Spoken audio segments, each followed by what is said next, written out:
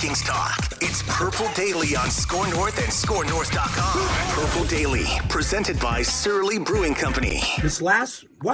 Watch him get through this defense in Denver right here. All right? Like right here, bam, hit it. Now, see this move right there? See this final move to beat the safety? You know who does that move? Shows you the leg and he can just take it away. Dalvin does that.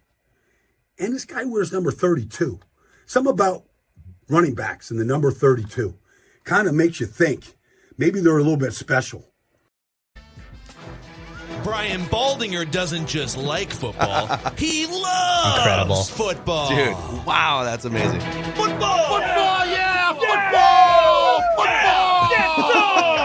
By the way, that was for the audio audience, that was a Ty Chandler breakdown. Just a great run against the Broncos by Ty Chandler, and Brian Baldinger is just absolutely eating it all up. Does anyone love football? Does anyone love anything more than that guy loves football? Oh, that's a tough one. That's a good one, man. He might love film, at least, when it comes to like trying to break things down. Like just purely love it more than anyone going right now. Dude, there's a chance. And he sees the same thing some of us see with Ty Chandler. That's the future starting running back of the Minnesota Vikings. Maybe not this year because Dalvin Cook is still one of the best, but we'll see what happens. By the way, this is Purple Daily, daily Vikings entertainment. We just want the Vikings to win a Super Bowl before we die. The show is presented by our friends at Surly Brewing Company and TCL. Redefine creativity with the TCL 30V 5G smartphone. Enjoy blazing fast 5G speed and an AI-powered 50-megapixel triple camera system. Come on! Football! Ultra-realistic and true-to-life visuals powered by Next Vision and booming sound from the dual speakers. Learn more at TCL.com. We're going to get into later in the episode some of the fallout from the roster moves the Vikings made yesterday, a couple of the trades they made yesterday. There's still some things that are happening, but let's fire this up, Declan. Write that down every Wednesday. Most make predictions and then never admit they're wrong. Yeah, that's not Mackie and Judd. This is the place where we just totally own our horrible predictions. Write this down. And eat them for breakfast, lunch, and dinner.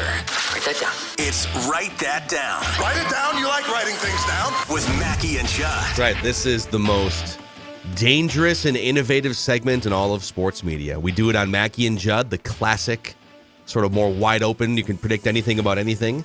This is a more honed football-centric edition of Write That Down, where we put statistics next to our predictions so you can see exactly how wrong we are. When are you going to admit that you were wrong, Judd's old god? Twice every Wednesday, and then when Dawn says I goofed up the rest of the week, I also admit I was wrong then. Yeah, so a lot, really. So, I'm admitting I'm wrong probably approximately 15 times a week. Yeah, last night, I love people on Twitter, man. People on Twitter are the best. There's like 15 to 20% of people on Twitter that just don't understand sarcasm or any sort of nuance. And so Nick Gordon hits a grand slam for the Twins last night. And earlier in the year, I had made a couple mentions that, listen, the Twins are all paralyzed by this roster conundrum. What do? Who are we going to send down if we're going to keep Royce Lewis up here? And I'm like, don't overthink it. You got a mediocre, underachieving former top draft pick that's out of options. Just keep Royce Lewis and say goodbye to Nick Gordon, you know? And then Nick Gordon caught fire over the next 2 or 3 months, hits a grand slam last night, and I tweeted, I, for one, never lost faith in Nick Gordon, right? One of the first responses, someone grabs a screenshot of my Gordon tweet. You mean you forgot about this? It's like, yeah, no, that's correct. That's what I'm referencing. Oh, God. Yes. You mean this tweet? This is the one you forgot about that you were wrong? It's like, no, yeah, I'm aware. I have to admit, I might be one, or I am one of the few. The toxicity of Twitter, I really enjoy it these days. It is fun. Yeah. I like it. It's fun. Do we really think that people aren't toxic?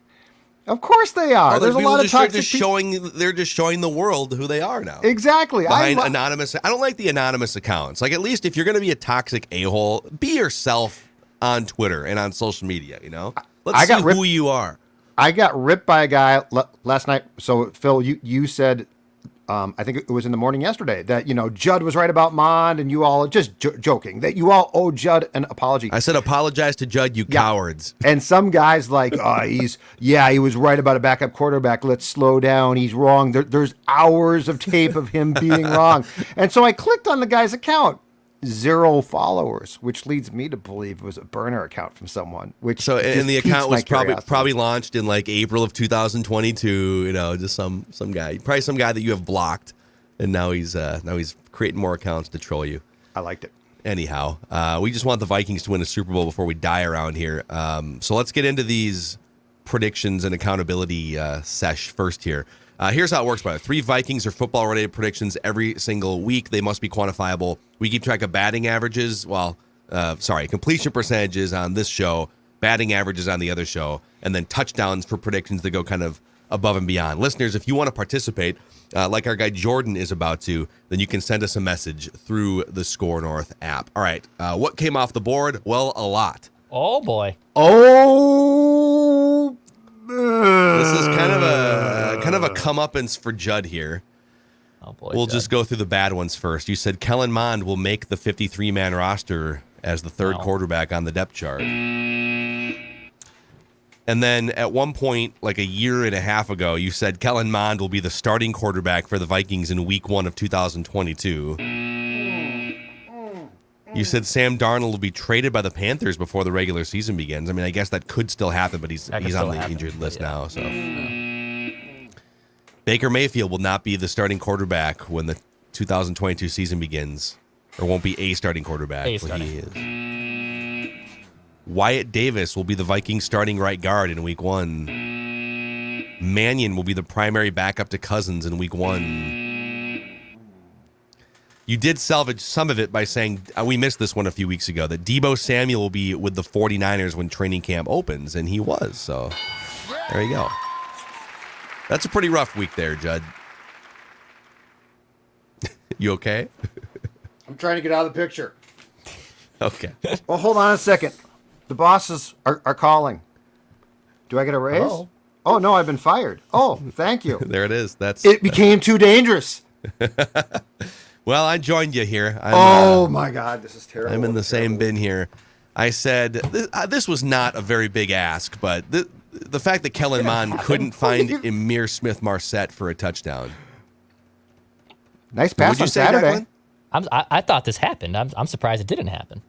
I don't think it did, dude. Found Albert Wilson twice against the Raiders. He found him for a really nice pass on Saturday, but it was a sideline. It was on the sideline, went out of bounds. Yeah, no Mond to Marset touchdowns.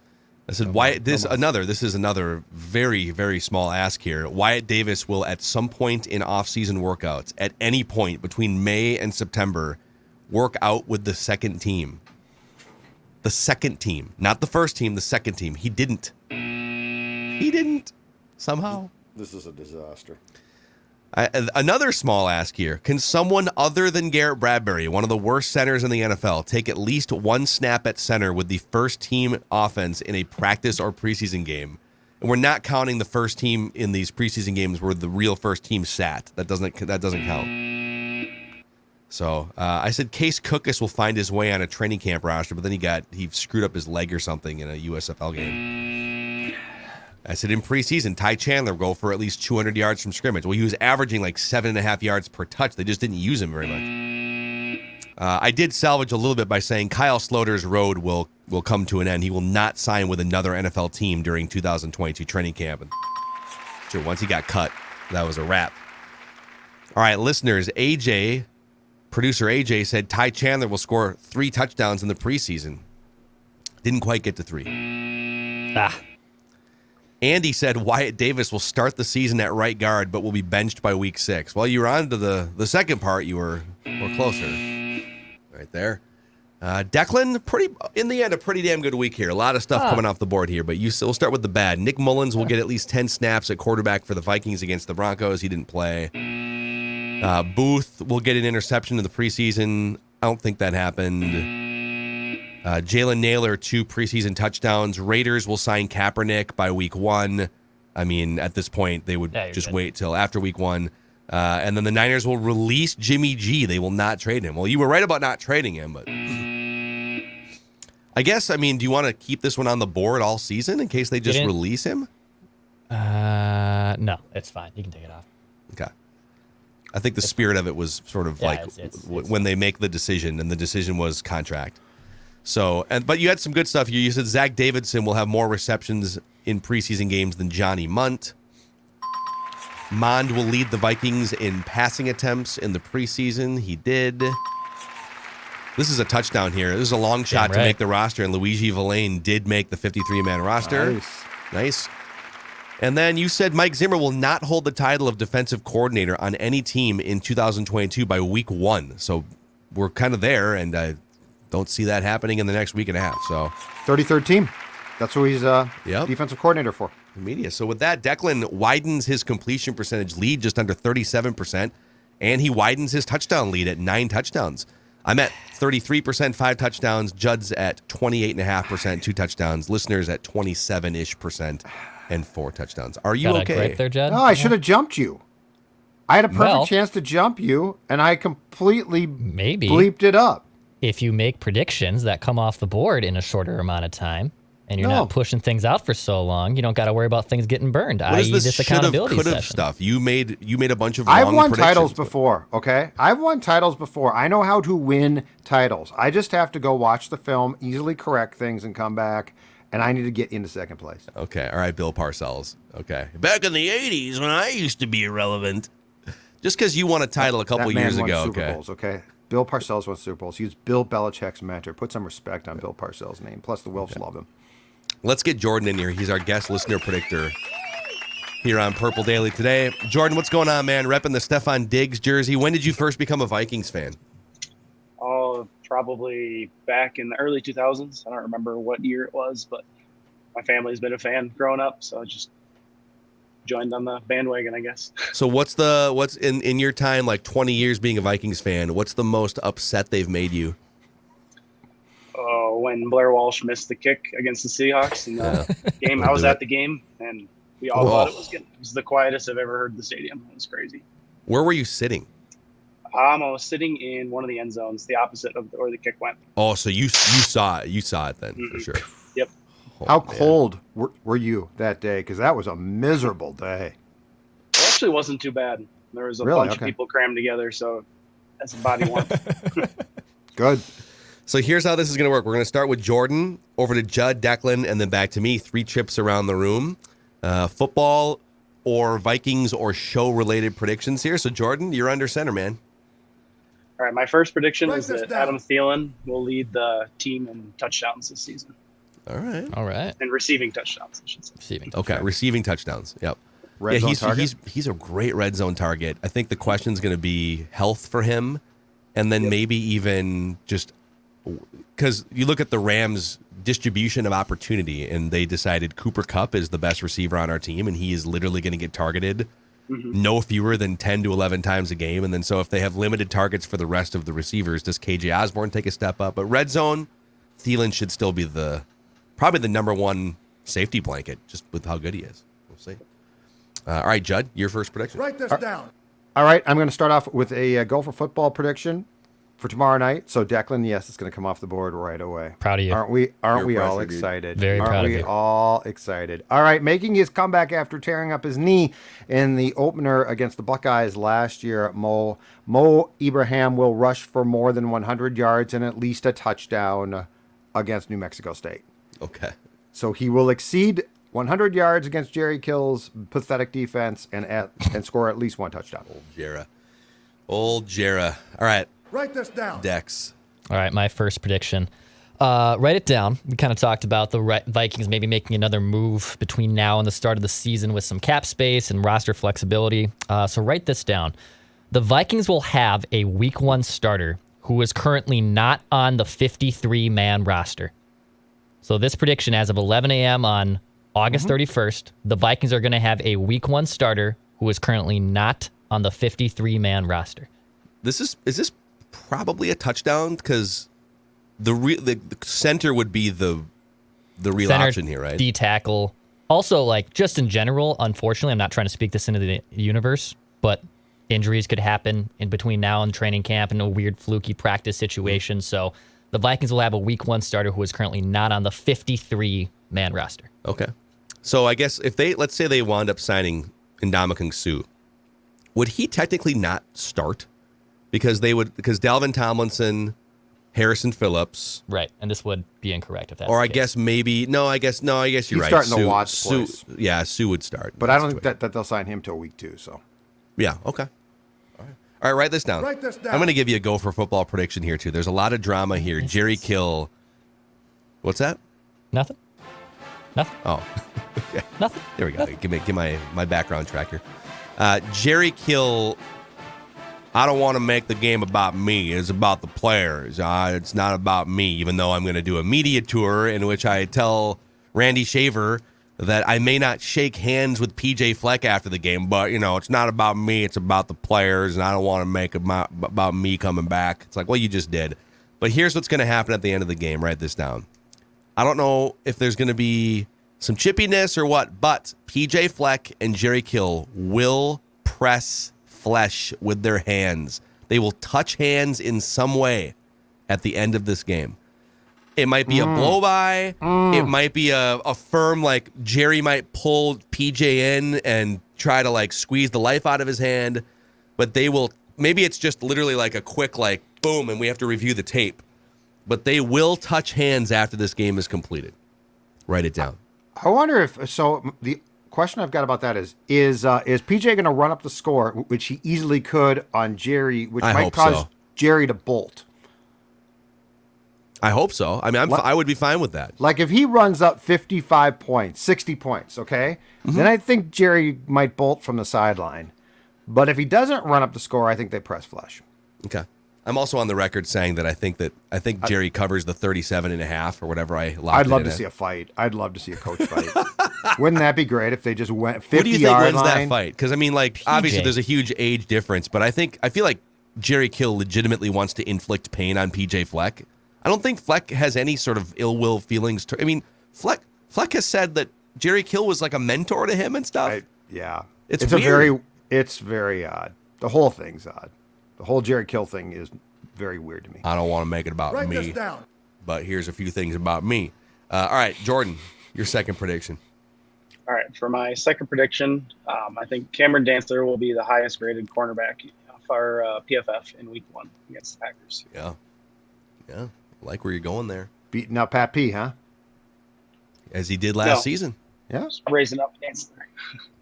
Yeah, as he So, did. Jordan, is that just in the Vikings game or for all of Week 1? He'll Just be the the highest first rated game. corner. Oh, just of the Vikings corners. Vikings corners. No, I was the first game, right? No, I got that. Just I the got first that. game. I was just more asking about the game. Okay, got it.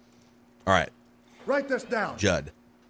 All right, my next prediction involves the aforementioned Jimmy Garoppolo.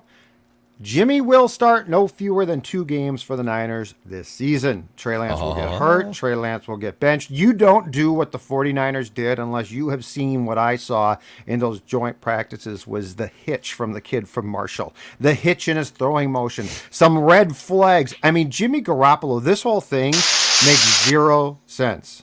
What was that? You're okay. You're Okay. okay. I don't know what it was. You're okay. It's Gremlins. I think let's meet I Jordan think it's, here. It's, all right? it's Jordan's mic. There we go. It's all good. Okay. It's all good. So this whole thing to me, like it's a clear indication that they saw enough of Trey Lance, and they know that if Trey Lance is bad, they get fired probably. Garoppolo is a big time insurance policy, and I don't think you take out that insurance policy unless he ends up playing. So Dex, no fewer than 2 games that he will start. Got it. It is kind of funny how Write they it down. You like writing things down. put themselves in this situation. All right, back to Declan here. All right, write it down. Someone other than Garrett Bradbury will start consecutive games at center for the Vikings in 2022. So someone not named Garrett Bradbury, could be Austin Schlottman, could be someone not on the roster, but they will start consecutive games at center for the Vikings in 2022 during the regular season. I'm gonna put it in the I'll make it a regular season. Slots. Could be Write it down. You like writing Bring back things Mason down. Storm. Mason Cole. I Mason did Cole. Mason Storm. I know, I but said it's more, the same thing. It's more fun to call him Mason. For the It is. six people that are Vikings fans and watched a Well, you know random what? Steven Seagal movie. I'm All here to right. amuse myself sometimes, damn it. I just had a terrible week, okay? I'm trying to make myself feel better. All right, write this down. Christian Darrisaw will, according to Pro Football Focus, allow 2 or fewer pressures in the first game of the season, he's going to get off to a good start. 2 or fewer pressures allowed by Christian Darrisaw against the Green Bay Packers, as tallied by Pro Football Focus. Write it down. You like writing things down. I think the Vikings found a franchise left tackle, and he's going to get off. He's going to pick up where he left off at the end of last season. All right, Jordan, your third and final prediction, sir. All right, for my third and final prediction, I think the Vikings will go 5-1 in the division this season. All right, exactly 5-1. Oh man, we're having like weird audio.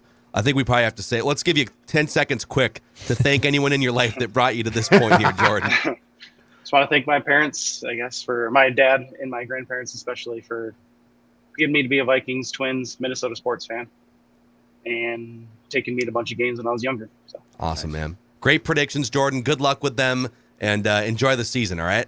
All right. Bye, guys. Thanks. All right, Thanks, good Jordan. stuff, dude. Yep. Look at that. So a little audio crackling there. We apologize if we just Hot blew route. your eardrums out. Oh, audible. I liked it. Hot route. All right, Judd, let's get to your third and final prediction here, presented by our friends at Finch Home Solutions. That's right. You know what? There are a lot of things. This is no surprise that Judd can't do. There's a lot of things Judd can't do. Home improvement is one. And I'm going to tell you one thing that I would never fool around with: electronical problems. Electronical problems, look, you might say to yourself, you know what, I'm not real good at this, but I can try and build something, right? I mean, there's lots of chances that you could take, but with your home, the one thing that you don't want to take a chance on is electronical issues, and that's where my friend Cody and Finch Home Solutions come in. They can take care of everything: faulty outlets, no problem, flickering lights, installing or repairing electrical panels, all above my pay grade and yours. But guess what? Not above Finch's, and Finch right now is offering a free home safety inspection to all Purple Daily fans. That's right, free home safety inspection to all fans of the Purple and, of course, of this show. Visit finchhomesolutions.com or call them 612-357-2604, finchhomesolutions.com. And once again, a free home safety inspection. So if something's bugging you and you're thinking to yourself, it doesn't seem right, don't try and fix it yourself. Get that free home safety inspection. finchhomesolutions.com is where you start. Give you more time to play fantasy sports on Underdog. If you're not doing electrical stuff over here, you got some time to maybe have some fun on Underdog. I see some over-unders starting to be set for players in Week 1 potentially. Yes. I see other average draft positions. Dalvin Cook's up there as one of the top running backs you could draft with Underdog Fantasy. They have season-long fantasy leagues. They have daily fantasy leagues, weekly fantasy leagues, I should say. We're going to be starting that up with Judd and myself and the Purple Daily audience. So if you haven't joined Underdog Fantasy, you can join right now. Join Underdog Fantasy on the Underdog Fantasy app. Use promo code SCORE. It's SKOR, and they'll match your first deposit up to $100. So some free cash for you right there to make some more bets with us. Download the Underdog Fantasy app and get some good picks in. There's plenty of good options for the NFL season coming up. UnderdogFantasy.com. All right, back to the predictions here, Judd. Your third and final. Write it down. You like writing things down. Okay, I'm going to go into back into the territory of college football, not the Gophers, but rather Phil Mackey's favorite team in reality, Notre Dame Fighting Irish. Okay. And write this down. Oh, boy. So they play Ohio State on Saturday, all right? Mm-hmm. The Buckeyes are a 17.5-point favorite against the Irish. Yeah. Ohio State will indeed prevail. They will win, but they will not cover that spread. Okay. So I found the spread online on, I believe it was Monday, 17.5 points Notre Dame is getting. Ohio State, they'll win the game, but they won't cover the spread, Dex. So you're locking in at 17.5 for this game. Okay. Yes, sir. Right, fair enough. Write it down. You like writing things down. That's right. In fact, we found I've had a couple family members who played for Notre Dame, both for Newt Rockne. My grandfather played for Newt Rockne, and then a few years before that, one of my cousins played for Newt Rockne. And we found a family photo.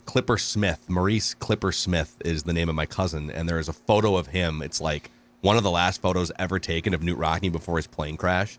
It's those two guys just like in their little trench coats or whatever, black and white from 100 years ago. Clipper Smith? Mm-hmm. That's a great old school name. Oh, yeah. And here's Clipper Smith. The Gipper, you got the Clipper. Clipper Smith, look at Newt and Clipper. They're having a great time. everybody was a fullback back in the 1920s. Like battering ram. Just running around here. Yeah, say Clifford Smith and the boys coming out to face Navy, Notre Dame. Hey, Bailey, saw that leather helmet of Clifford Smith flash by as they went for the 80-yard touchdown. What a great day in South Bend. Declan, your third and final prediction. Speaking of Judd's against the spread, I saw this from Fox Sports.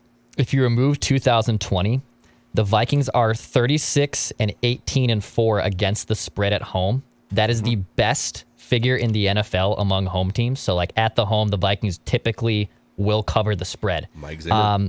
There are 1.5 point favorites, or the spread's 1.5 points against the Packers in Week 1.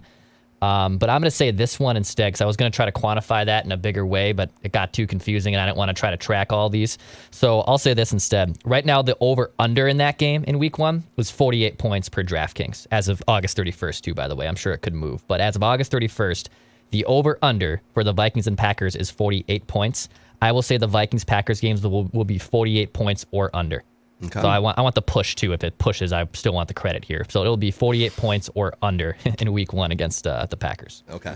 Write this All right, down. my third and final here is I was watching one of the ESPN shows this morning, and they showed some quote from Jerry Jones saying, "We underachieved last season, and I don't want to dwell on it, but I want to sear it into our brains that we did not go far enough last season. I want us to make the playoffs and go deep, far into the playoffs," which means like probably NFC Championship game or bust, right? Mm-hmm.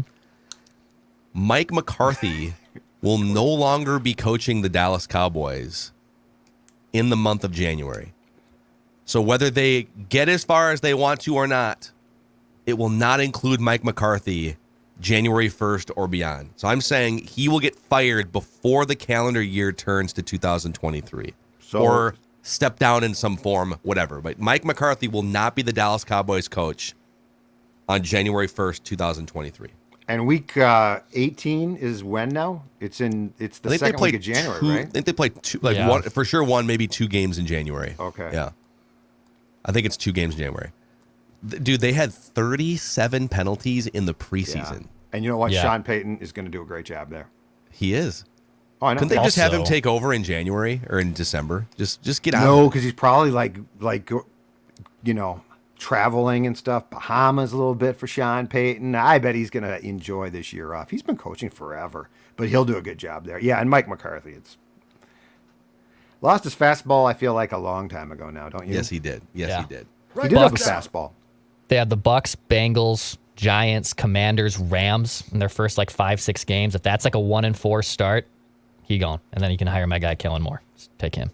Do that. I actually think Dan Quinn would get the interim job there. Yeah, they'd stabilize with Dan Quinn because he's been there. They like Dan Quinn a lot. I just think that the temptation of Sean Payton is going to be too great for Jerry to pass up. So there you have it. Those are your write that down predictions, your accountability session here on Purple Daily. Uh-oh. We got breaking news. Got some breaking news here as we transition. Perfect timing. The Browns are claiming Kellen Mond. The Cleveland Browns will claim Kellen Mond. Interesting. Okay. Wait. Per Brad so he'll be on their 53. That's what's happening here. Mond is going to be on the Browns 53-man roster. Yeah. Yeah, you can't claim for a practice squad position. Very interesting. Yeah. All right. Well, Kevin Stefanski never worked with him. Yeah. I was thinking my first thought was maybe they missed each other by a couple of years. So, but he was a fairly highly, he was one of the 5 or 6 best quarterbacks in that draft class. So, there's 2 or 3 teams out there that said, God, we had that guy pretty high on our board. Let's bring him in. He's available. Okay. Also, the Bears have claimed Armon Watts as well. So Armon Watts staying in the NFC North. So some waiver claims coming in here. That's not ideal. I mean, Watts isn't great, but I'd prefer he would have been. If I'm the Vikings, I prefer he would have been claimed outside the division. It's the Bears, though, man. The Bears are going to win 4 games this season, with or without Armon Watts. The Bears do suck. I'd rather the Bears claim him than the Packers, I guess. Yeah. But. The Kellen Mond thing's intriguing. So my guess is this: if I'm not mistaken, Stefanski and Clint Kubiak were very, very tight, and I think it was Clint and Gary that pushed for Mond. So I bet because like there's no way that Zim would be like, hey, Kevin here. I was just kidding. I love Kellen Mond. Yeah. And I don't know if Spielman and Stefanski were tight, but I know that he and Clint and the Kubiaks were really tight. So this must be a Kubiak suggestion. So what is right now the Browns starting quarterback is Jacoby Brissett, right? Correct. So it's, and I don't know who their next quarterback is, but they just release Josh Rosen. So do they? I could probably just look this up, but is their quarterback room now Jacoby Brissett, Kellen Mond? I'd have to look. And then I don't know who their third one is, and then they wait for Deshaun Watson to come back. So interesting. We don't have to derail the show to find out who's in the Browns quarterback room, but it's not Browns Daily, Phil. You can go find that on a different podcast. But let's get into kind of what the Vikings are up to. Do you sense? So yesterday they traded Jesse Davis to the Steelers for a conditional 7th rounder. So they cleared out a veteran that was competing for a starting spot, and they cleared out like $2.7 million in cap space. Yep. They cut Armon Watts, and he goes and gets claimed by the Bears. They trade for former 2nd-round pick a couple years ago, Texans defensive tackle Ross Blacklock, who has been a pretty big disappointment according to Pro Football Focus. Just awful against the run, maybe passable in pass rush. So their current offensive linemen on the 53, there's 10 of them. Darisaw, Cleveland, Bradbury, Ingram, O'Neal are your starters. Blake Brandel, Vidarian Lowe, Chris Reed, Austin Schlottman, Oli Udo are your 5 backups. What are they doing, though? Do you sense that they might be up to something here in the next couple weeks? Well, one is, I guess immediately, I'm not going to be surprised. And the waiver claim process, I think, started at 11 a.m. as we record this on Wednesday. I'm not going to be surprised if they claim a center. Now, this partially depends on what they think of Schlottman. I think Schlottman is a backup, and I think Schlottman is a backup swing guy. Reed, same sort of thing. I refuse to believe that a team that yesterday basically looked at a lot of guys on the depth chart who were Spielman guys and said, you know what? Not going to work. I refuse to believe that they are wed to Garrett Bradbury. It just makes no sense. Like it flies in the face of everything they did, which is to say, you know what? Yes, you've got some good players that we trust, but you also have a lot of what we consider to be replaceable liabilities, right? So my first thing is, I think that there's a very good chance that it's not going to be a big name, but that they actually start to try and explore the possibilities at center. So if Garrett Bradbury gets worked in the first 2 games, entirely possible that there is a bailout plan. My second thought process is this. I know this for certain. The Watts move, which again is in the bigger picture, and this goes back to the decision on punter, creating salary cap room. The Watts move definitely lends itself to another move that's got to be coming. Because Phil, to your point, Ross Blacklock is not the answer there. He's probably a situational guy, but he's been sort of a bust. He doesn't start much, and he can't stop the run, and this team a year ago was terrible against the run. Now, this could mean potentially signing Ndamukong Suh after week 1 when his salary wouldn't be guaranteed, and now you freed up some cap room there. But I can tell you that when we're talking about the base 3-4 defense, Tomlinson and Phillips are definitely established starters there.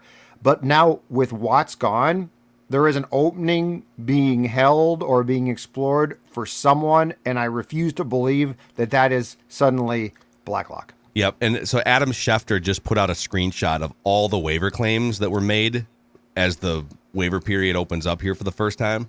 The Vikings the Bears claimed 6 players, by the way, including also, in addition to Armon Watts, Alex Leatherwood, the Alabama offensive tackle. By the way, I love that name. It's a great name. He's not been very good. Old football game. Alex Leatherwood. And a few other guys. The Vikings did not wind up. I don't know that if they put a claim in on anyone, but there's an order process here. Yes. But they did not wind up with any players. Houston, by the way, the Texans claimed Tyler Johnson, former Gophers wide receiver that Tampa Bay released. Yes. So maybe the Vikings put a couple claims in and just came up empty here, but they did not wind up with any players through the first round of waivers. So I would think that free agency, which again, like, if you're going to bring in Ndamukong Suh, and that's been a conversation, there's been reports that, the Vikings are one of maybe 2 or 3 teams. The Raiders are on that list. That's been a conversation going back at least a month or 2 months. But you're probably not going to make that move until after the first game is played, correct? Because then it becomes a non-guaranteed contract. Yes. So here's another one here. This news is coming fast and furious. Tristan Jackson, Mr. Mankato finalist, wide receiver, is going to join the Vikings practice squad after clearing waivers. So Good. Today's the day, too, where the Vikings are going to start to officially fill out their practice squad. Yep. But their options now are, I mean, they could still claim some players. There's still players that are, or I guess they could sign players that are just sort of cut by the wayside. But it's either veteran free agents like Sue that you might not pull the trigger on until after week 1, or trades are still a possibility here in the next week or so. One thing I liked a lot about what they did, because I definitely question the fact that Kwesi, O'Connell, and company, when they got here and really through the summer, stood pat. Like, there's a lot of guys back. And I know that there's some talent back for sure. But one thing I liked that they did yesterday, and Phil, to backtrack to what you said about a couple of things, which is he might not have gone about it in the best way possible, but Zimmer was right. There's another one to add now, which is what Zimmer told Joe Schmidt last summer before the season started was this. I like the top of our roster. The back half, I don't really trust. Well, guess what? Kwesi and O'Connell basically backed up Mike with what they did yesterday, which was, and I like it because of this. This is going to sound bad, and I don't mean it to, but loyalty in sports is important to a certain degree, but in football, it's a very difficult thing. Yeah. You can't fall in love with your draft picks and your players because they age out so quickly, and quite frankly, some are just busts. And they might be really good guys, but they're busts. What I saw yesterday, and I have no idea if this is like going to work out perfectly, but I like the emphasis. What I saw yesterday was a Wall Street type day of bloodshed on the roster. And look, if they felt the way that they clearly did about a lot of Spielman draft picks, then good for them. Those guys, and look, they gave him a chance, right? Entire training camp, preseason. So it's not like they came in and it's like, you suck, you suck, you suck. They basically gave them a chance. But, you know, Kwesi methodically carried out the equivalent of a football roster hit to the bottom of a roster that a year ago, Zimmer had said specifically, I don't trust. I like that because it's not simple. It's probably difficult. It creates some question marks. But if you feel that the second half of your roster needs to be changed, and there's some risk there, but if you feel, you know what, this side of the roster, which by the way is like a ton of special teams guys, they're important guys, isn't capable of doing their job, they need to go. And there's no question, if you look at the bloodshed on that roster, they decided a lot of guys had to go. I appreciate that. Yeah, and some of it is just scheme fit. Some of these players were drafted to a different scheme, whether it was in 2019, 20, or 2021. And so there was going to be some of this. We're also getting more reports here of what the Vikings practice squad is going to look like. It's all kind of trickling out. Chris Thomason from the Pioneer Press is all over this here. So right now, and how many spots are there now? Is it 10? 16 now. 16. Okay. Six can go to veterans. That's right. And I think 10 can go to guys with 2 or fewer years experience, something like that. Okay. So the traditional 10, and then there's 6 extra potential veteran spots. Like Mannion or somebody, yes. We know, according to Chris Thomason, that tight end Nick Muse is on the practice squad, center Josh Sokol, and wide receiver Tristan Jackson. Okay. So those guys all make some sense, and we'll see what the others look like. I want to bring something up from yesterday's show and some social media interactions I had here in just a second. I got a barrage of people calling me an idiot. Not shocking. Yesterday. Yeah. I'm not saying that they're wrong. But you or me? Well, mostly me, but I think maybe drive by association you. Oh. But before we get into that, let's cheers to the season here. Surly is back. They've got the Before I Die tall boy cans inside US Bank Stadium. It's kind of fun for us to see the main rallying cry of this show on a can inside U.S. Bank Stadium, Judd. Amen, brother. Exactly right. And yes, starting September 11th for the opener against the Packers, U.S. Bank Stadium all season long, Before I Die, which is just one of many, may I say this, great beers from our friends at Surly. You include the Logic Bomb, the Supremes, which of course are going to be around for the rest of the summer, the Furious, which is always there because it's delicious, and then the fall beer. So yeah, Surly, we appreciate their support. It's fantastic. Please buy their beers. But you know what? Buy their beers, because their beers are some of the best beers around. I'm going to tell you right now, even if I didn't endorse them, I'd drink them. Surly is that good. And Before I Die, yes, that is not just now the Purple Daily theme for the Vikings. It is also a beer that you can sip on and enjoy. And it is, like all Surly Brewing products, delicious. Dex, also, it's fall golf season is upon us here now that we're kind of getting past Labor Day. And there aren't many better fall golf scenic places to golf than the Meadows at Mystic. It's a great place to golf. You can book your tee time at golfthemeadows.com to learn more. Also, they have a great Meadows patio bar and grill. So when you're done with that round, or you're like me, before your round starts, maybe you want to get a nice little cold one down before you tee off on hole one. You can do that at Meadows at Mystic Lake. You can book your tee times now and enjoy that fall golf and that late summer golf weather. We got some heat this week, got some fall golf weather coming up this weekend as well. Book your tee time now. golfthemeadows.com to learn more. So I brought this up yesterday and I tweeted this out, and I'll just give you the backdrop of sometimes it is not, we don't view it as our job on this show to tell you what you want to hear all the time. We pride ourselves on being honest and delivering our opinions, even if the opinions are negative or maybe, not riding the roller coaster of optimism always. Okay. And I think us being honest and calling it like it is woven into the fabric of this show, and I think it's appealing to a lot of people.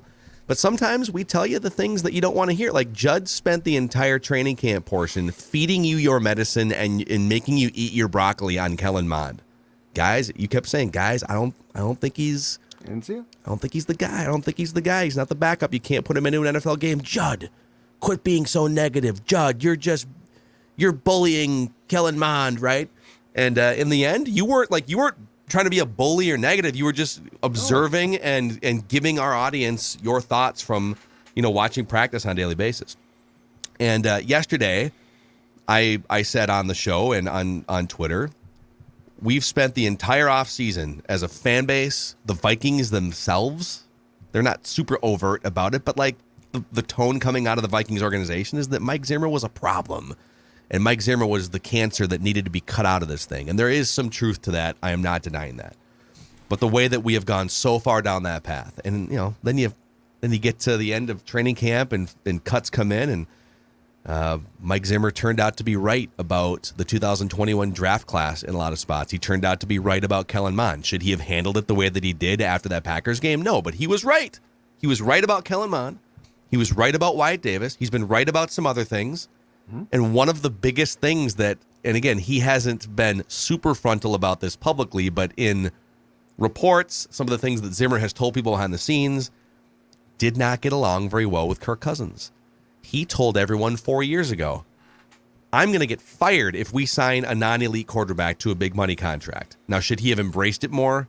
Yes. Should he have done a better job building the relationship? Yes. But ultimately, he always felt like Cousins wasn't the guy. There was something missing from a leadership standpoint.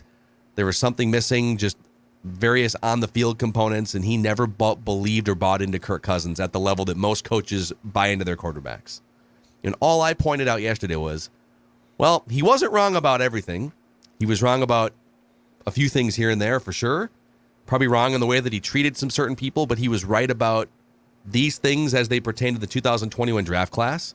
Will he also be right about Kirk Cousins? Just a question. And it is a triggering question for a lot of Vikings fans. Like, why are you even, Mike Zimmer got fired for a reason. I agree he got fired for a reason. Yes. But all I'm saying is one of the biggest things that he was not happy about was the starting quarterback making that much money and not doing enough to carry the team and not being the greatest leader and stuff. Like, that's how Mike Zimmer felt. Right. Maybe Kevin O'Connell comes in and turns it all around and he's the one that clicks with Kirk Cousins, but it is still an open question for his entire career, whether you can win more than 9 games, 10 games, and go beyond the first round of the playoffs with Kirk Cousins as your starting quarterback. Right. So I'm just merely floating it out there, all right? Well, not trying to be negative. I'm just, maybe you don't want to hear it as a fan, but Mike Zimmer was right about some things. Maybe he was right about Cousins. We will find out this season. I feel like the people that watch and consume this show they agree with your point. It's a question. It's a question, and we'll right, see. But it's an interesting one. But I feel like the majority of people that like our show are probably like, yeah, because I've called it. It's a grand experiment. Like, you are literally taking O'Connell, who worked with Kirk, not super successfully, and now is back and thinks, okay, I can get from him what no head coach consistently before has. So it's a very fair question. I think part of the problem, though, is in certain places throughout the course of training camp, we're being contradicted by people who are like, I was told for a fact that there is a host in this town of a very popular 9 to noon show who was talking about how great Mond was after that first game and saying Mond might be the guy. This is great. And now it's like, how dare you question Kirk? And I think that is a byproduct of Twitter and people that don't necessarily consume our show, but people who consume you on Twitter and then think, I've been told that Phil Mackey is an idiot. He's wrong. Well, he is an idiot. That's true. Nothing's changed there. You're an idiot on different things, but I don't feel like you're a complete moron in sports. Wow, thank you. And so I think I think the issue is that there's not enough people in the media. So I'm not going to point the finger at fans. I'm actually going to point it back at us in our business who probably ask the questions. But there is no doubt that the Kirk Cousins experiment is the grand experiment. Because if you can ever marry the statistical success and the ability with that chip that we all think as of right now is missing, you got a hell of a player. So if they're right, congratulations, that's awesome. But until that question is answered definitively, yeah, it's one of it is, I think, under the radar because it's probably not a big national story. It is one of the top questions, in my opinion, in this league this year. Like, if you really think that you can make him Matthew Stafford, that's a hell of a story. That's a hell of a question. Yep. So again, I'm looking forward to the season. I'm looking forward to Rodgers v. Cousins in week 1. Absolutely. And there's been a lot of great positive things in the 8 month off season. But now the games start, and we will see what all of this looks like in the actual games themselves. So a shout out to our friends at Federated too for basically being a great offensive line for businesses out there, protecting against risks on the horizon, protecting your blind side here and there. Federated's been around for over 100 years providing risk management tools and resources to businesses. And you can find a full list of industries that they work with on federatedinsurance.com, where it's our business to protect yours. So, all right, dudes. Boy, we are next week, Alex Boone's coming back next week. Booney and I are going to spearhead a weekly bonus episode, Trenches with Alex Boone. And you guys are going to jump in here and there, too. We're just trying to figure out recording schedules because he's running this offensive line training company. But, yes, Alex Boone returns next week to Purple Daily. Declan and Realistic Randy are off to the races every single Monday. You can find an episode yesterday. Before We Die with Jesse and Thor on Mondays and Thursdays. You got Judd and Chipper with Access Vikings. So we've got you covered with 11-plus episodes every week of the flagship Purple Daily and some of our spin-off podcasts, which you can find, again, anywhere that you consume Purple Daily, any podcast feed, and the YouTube channel. So, click the subscribe button on that YouTube channel so we can help spread the word about this Vikings fan community that you are helping us build. All right, boys, that's a wrap on today's episode. Be back at it tomorrow. Phil, Judd, Dax, see you guys.